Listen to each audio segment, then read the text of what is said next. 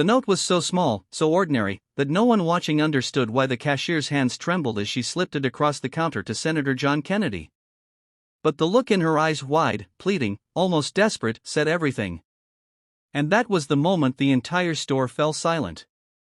People would replay the moment in their minds for days afterward, asking themselves the same question: what was in that note?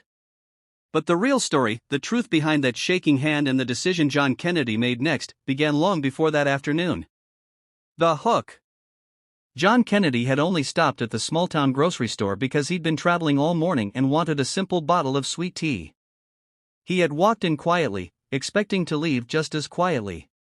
But sometimes life has a way of placing you exactly where you're needed. Behind the register stood a young cashier, mid-20s, dark circles under her eyes, shoulders hunched like someone who'd long forgotten how to stand without fear. Her name tag read Emily. She greeted customers with a small smile, but it wasn't hard to see the pain hiding behind it. When Kennedy reached the front of the line, Emily met his gaze, and something inside her cracked. She slipped him his receipt. Then, with a shaking hand, she slid him a folded note. "Sir," she whispered, voice trembling, "please, don't read it until you step aside." Her voice was too tight, too strained. It didn't sound like someone making a casual request. John nodded slowly, stepped away from the counter, and unfolded the note. What he read stopped him cold. The note. "He's waiting for me outside. He's angry again. Please. I don't know what to do anymore."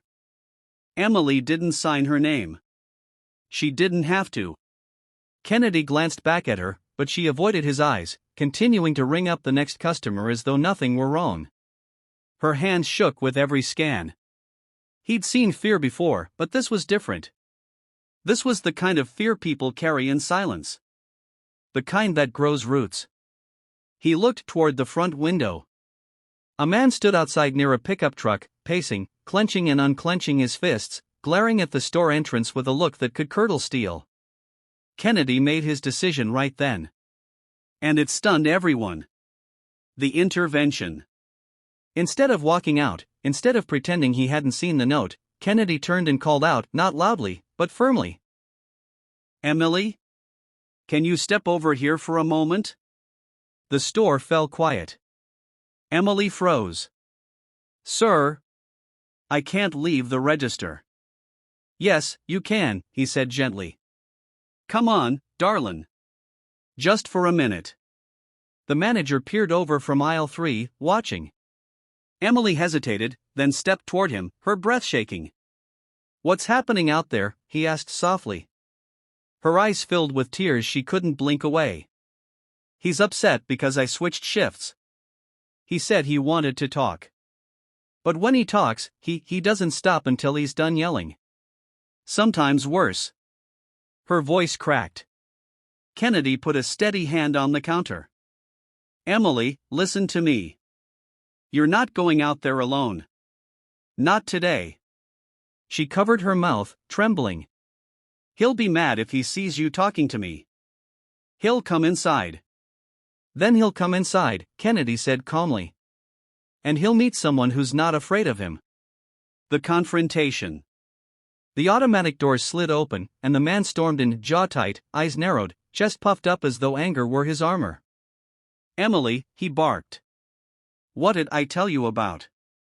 He stopped when he saw Kennedy standing beside her. Kennedy didn't raise his voice. He didn't posture or threaten. He simply stepped forward with the steadiness of someone who'd spent a lifetime refusing to be intimidated. "Son," he said quietly, "you're not going to speak to her like that. Not here, not today, not ever again in that tone." The man scoffed. "And who are you to tell me anything?" "A man who stands where he's needed," Kennedy replied. "And right now, this young lady needs someone." A few customers pulled out their phones. The store manager stepped closer. Emily trembled behind the counter. The man looked between Emily and Kennedy, face flushing red, but something in Kennedy's calmness, his unwavering stare, cut straight through the rage. For a moment, the man looked ready to explode. But then something unexpected happened. He stepped back. He muttered under his breath. And he walked out. The doors slid shut behind him. The store exhaled all at once. The aftermath. Emily collapsed against the counter, tears streaming. "I'm sorry, I didn't want to cause a scene, I just didn't know where else to." Kennedy shook his head. "You don't apologize for asking for help. That's called courage." The manager approached, eyes wide. "Emily, we didn't know." She sobbed harder. "I didn't want anyone to think I couldn't handle my life." Kennedy spoke softly. "Sometimes the strongest thing you can do is admit you need a hand. There's no shame in wanting to be safe." He walked her to a bench at the front of the store, staying beside her until a police officer, called quietly by a concerned shopper, arrived to help her file a report. Emily looked at Kennedy, mascara streaking her cheeks. "Why did you help me?" He smiled gently. "Because you asked." The message. Long after Emily left with an officer, long after the crowd resumed shopping, the story spread. Not because John Kennedy was a senator. Not because the confrontation went viral. But because people saw something they'd forgotten the world still had. Someone stopping. Someone noticing. Someone choosing to care when it mattered. And in his quiet, southern drawl, Kennedy left the store staff with a final thought before he walked out the door. You never know what kind of battles folks are fighting. So if someone reaches out,